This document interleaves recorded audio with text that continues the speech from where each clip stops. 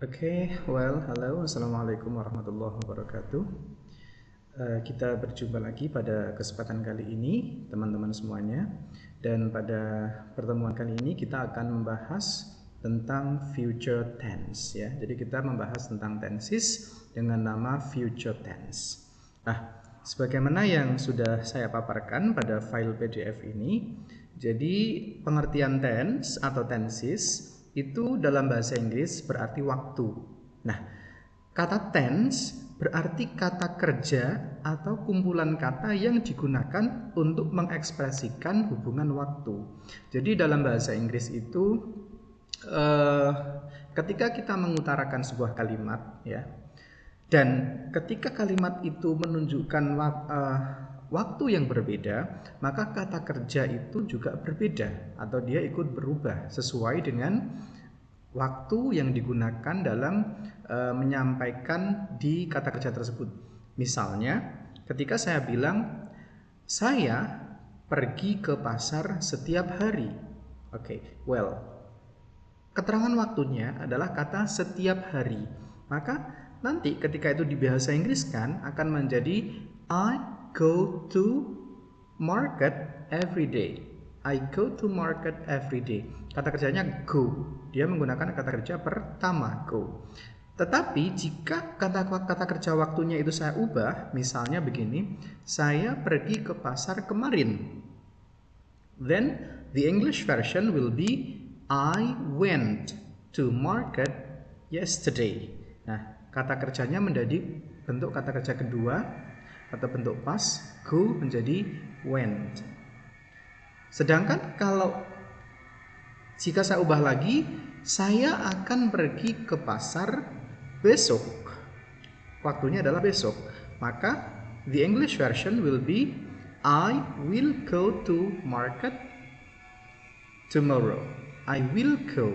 Will go kata kerjanya menjadi ada imbuhan will kemudian diikuti dengan kata kerja go. Nah, jadi bahasa Inggris itu ketika kita mengutarakan sesuatu dan jika waktunya itu berbeda, maka kata kerjanya juga akan berubah mengikuti keterangan waktu tersebut. Nah, inilah yang disebut dengan tenses. Nah, kebetulan pada kesempatan kali ini kita akan membahas tentang future tense. Future itu kalau dalam bahasa Indonesianya adalah masa yang akan datang. Nah, keterangan waktunya apa berarti kalau masa yang akan datang itu? Misalnya besok, nanti malam, nanti siang, nanti sore, minggu depan, bulan depan, tahun depan, dan lain sebagainya. Semua keterangan waktu yang berkaitan masa yang akan datang. Maka nanti tenses yang digunakan untuk mengungkapkan kata kerjanya adalah future tense. Future tense. Nah, dan kebetulan pada hari ini kita membahas present future tense. Present future tense. Oke. Nah, ini pengertiannya. Present future tense atau di sini ada disebut juga dengan istilah simple future tense, ya. Itu adalah merupakan bentuk tenses yang digunakan untuk menunjukkan atau menjelaskan sesuatu yang akan terjadi di masa yang akan datang, atau dalam bahasa Inggrisnya future. Masa yang akan datang itu adalah future. Nah, simple future tense mempunyai rumus atau pola sebagai berikut. Ini ada subjek, ya. Subjek itu adalah pelaku. Di subjek itu bisa I, you, we, they, he, she, it, atau misalkan dia orang bisa Andi, kemudian bisa Ani, bisa dua orang Andi dan Ani atau lebih begitu, ya. Bisa juga binatang, bisa juga pohon dan lain sebagainya. Kemudian setelah subjek maka dia diikuti dengan will atau shall. Ini ketikannya kurang satu huruf i, ya. Harusnya W I L L. Oke. Will atau shall, yang mana will atau shall ini artinya adalah akan. Nah, dari akan itu sendiri kan berarti sudah menunjukkan bahwa kegiatan itu akan baru akan dilakukan atau baru akan terjadi di masa yang akan datang. Kemudian setelah will atau shall diikuti dengan infinitive. Yang dimaksud dengan infinitive ini adalah kata kerja bentuk pertama. Kata kerja bentuk pertama ya. Kita lihat contohnya. I will help you with your homework tomorrow. I will help you with your homework tomorrow. Di sini kalau kita breakdown ya, kalau kita uraikan begitu dari kalimat ini, I di sini menduduki posisi subject. Kemudian will, kemudian help. Help ini adalah infinitive. Ya, you di sini sebagai objek dan seterusnya with your homework tomorrow ini adalah adverb atau keterangan. Kemudian contoh kedua, she will post the letter. She will post the letter. Ya. She menduduki posisi subjek, kemudian will, kemudian post ini adalah infinitive atau bentuk kata kerja bentuk pertama, kemudian the letter ini adalah objek. Oke. Nah, bagaimana jika kita ingin membentuk kalimat aktif ataupun pasif dalam simple present tense? Sorry, mohon maaf. Ini tidak perlu kita sampaikan dulu ya, karena kita fokusnya adalah future.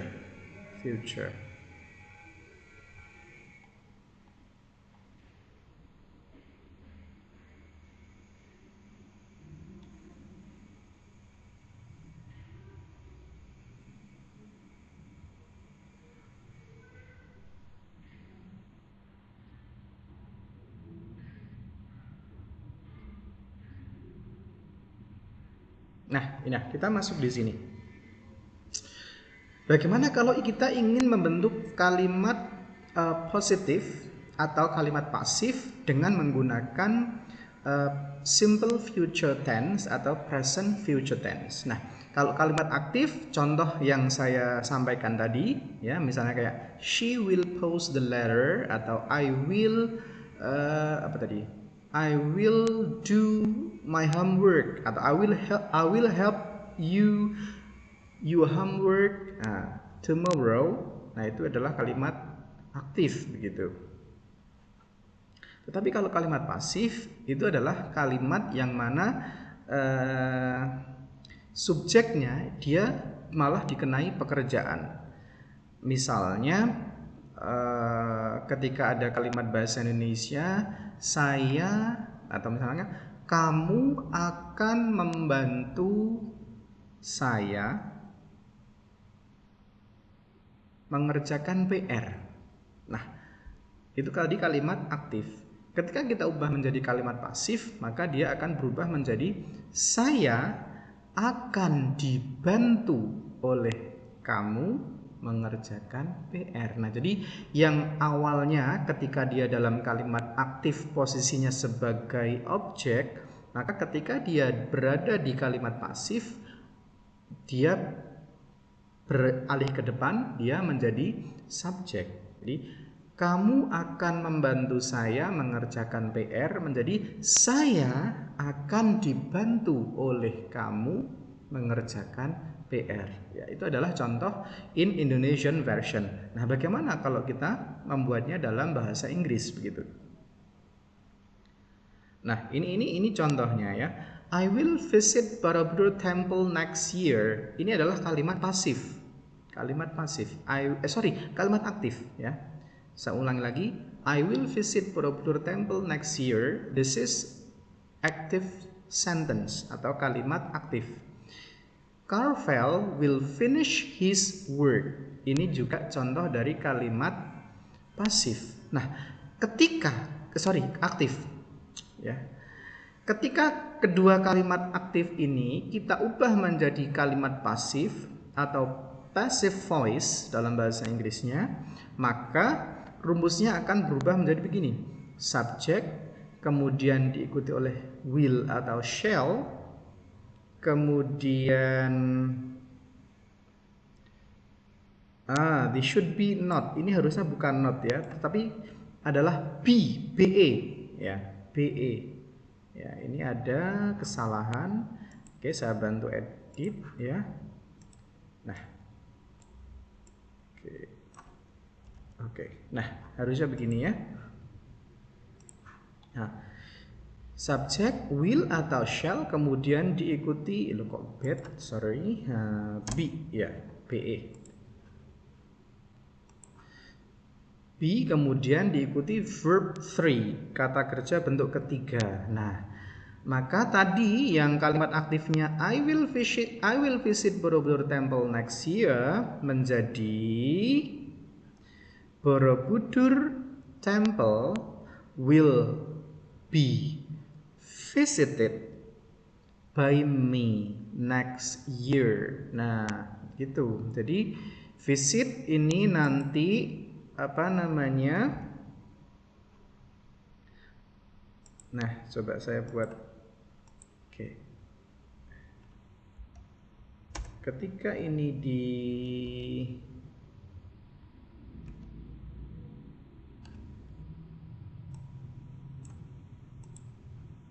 ubah ke pasif ya, pasif, maka dia menjadi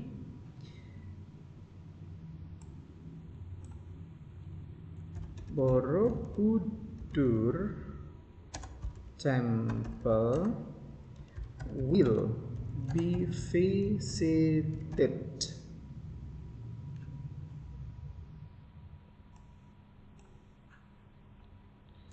by me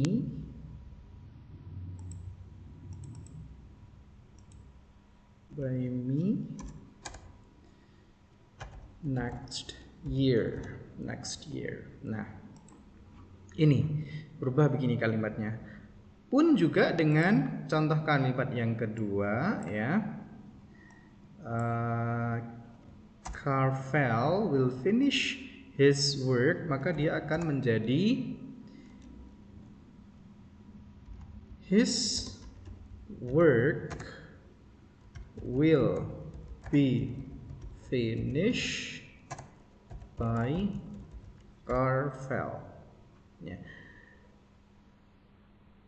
Oke, ini dari aktif ke pasif. Rumusnya sekali lagi subjek, kemudian will atau shall, kemudian be, kemudian verb 3. Ya.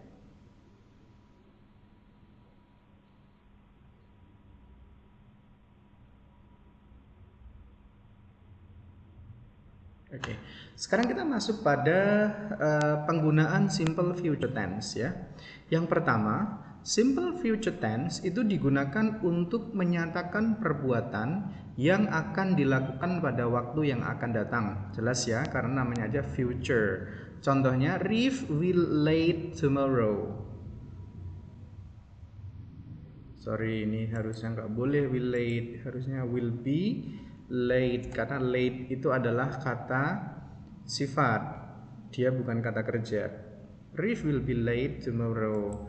Kemudian ini ada I shall go to Japan tomorrow. Nah, I shall go to Japan tomorrow. Saya akan pergi ke Jepang besok. Kemudian yang kedua digunakan untuk membuat suatu janji pada waktu yang akan datang. Misalnya di sini I will meet you by 10. I will meet you by 10. He will meet you by 10. Dia akan menemui kamu pukul 10. Nah, ini adalah sebuah janji kan. Nah, she will help you with your homework tomorrow. Dia akan membantumu mengerjakan PR besok. Nah, this is a promise atau sebuah janji. Kemudian yang ketiga, dia digunakan untuk menunjukkan syarat. Misalnya, nah ini biasanya hubungannya dengan conditional sentence. Kalau teman-teman masih ingat, dulu kita sudah pernah juga belajar tentang conditional sentence ya. He will give you a good dictionary if you go with him. Dia akan memberimu sebuah kamus yang bagus ya, yang baik jika kamu pergi bersamanya. Nah, he will give you a good dictionary ini menunjukkan this is sebuah kalimat pengandaian ya, sebuah kalimat conditional sentence. Sebenarnya yang syaratnya itu ya ini, if you go with him ini. Kalau he will give you a good dictionary, ini adalah sebuah hasil dari persyaratan. Jika persyaratan itu dipenuhi, maka dia menggunakan ini ya.